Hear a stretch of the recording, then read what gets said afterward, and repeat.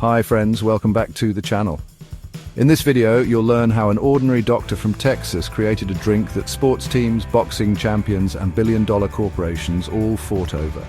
You'll see how a random experiment changed the history of sports, why Gatorade led to legal battles, and how one scientist overcame everything, from dehydration to corporate greed. Now, let's dive into the story. Robert Cade was born in Texas in 1927. Right after finishing school, he joined the US Navy.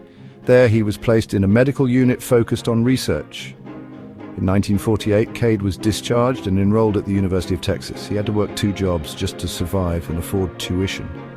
Despite the heavy load, he managed to complete a 4-year pre-med program in just 2 years.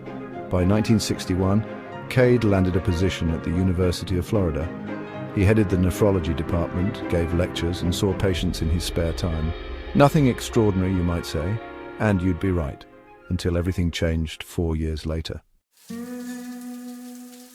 One day, the coach of the university football team complained to Dr. Cade that his players were feeling completely drained by the end of their games.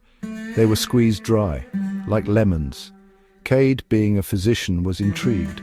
So he launched a small experiment that would change his life forever, a revolution in the world of sports. Along with a few colleagues, Cade tested the players over several days. The athletes were losing water and sodium, and their blood sugar levels were crashing. Cade believed a simple drink could save them. In the lab, they quickly developed a solution, mixing salt, glucose, sodium, potassium, and water. No frills, just science. The coach allowed his players to try the drink during a game, and guess what? The team won with a massive lead. Cade was immediately asked to produce another 100 liters overnight for a big game against LSU, and he did. Thanks to the drink, the team started winning consistently, but the secret weapon didn't stay secret for long. In 1966, a journalist from the Miami Herald noticed the players sipping something unusual and asked about it. The players spilled the beans. The story of Gatorade made its way into the sports column. Cade and his team already knew the drink had huge potential. It started attracting not just the press and football teams, but athletes from other sports as well, like boxer Jerry Quarry. However, the University of Florida didn't see much promise in it. Despite all their efforts, the scientists couldn't secure funding for further development. Still, Cade didn't give up. He took out a $500 loan, bought bottling materials, and struck the first distribution deals himself.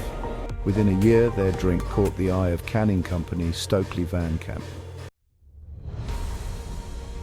The scientists asked for a flat $1 million for the rights. But Stokely wasn't convinced Gatorade would be profitable. Eventually, the inventors formed a trust and agreed to royalties, just 5 cents per gallon.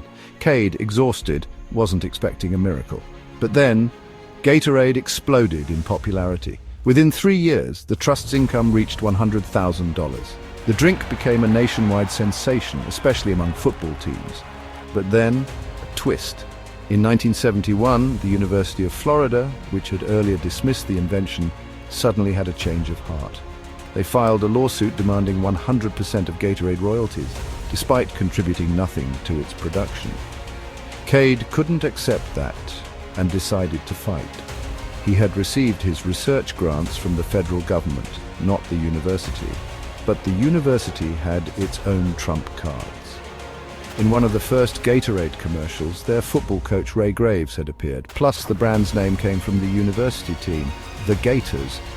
The legal battle lasted 2 years and cost a fortune.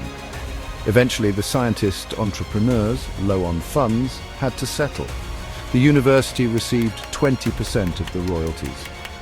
Cade and 4 other core members of the Gatorade Trust each received 10%. The remaining 42 trust members split the rest. After the lawsuit, Gatorade's popularity continued to rise. By 1990, the brand's sales reached $600 million and dominated 96% of the US sports drink market. Today, Gatorade is owned by PepsiCo, and in 2020-2021 alone, it brought in nearly $3 billion in revenue. Cade had wisely secured the trademark in advance, so PepsiCo still pays royalties to his family and the University of Florida. In 2007, just months before his passing, 80-year-old Robert Cade was inducted into the University of Florida Sports Hall of Fame. Thanks for watching. If you enjoyed this story, give it a like and don't forget to subscribe to the channel.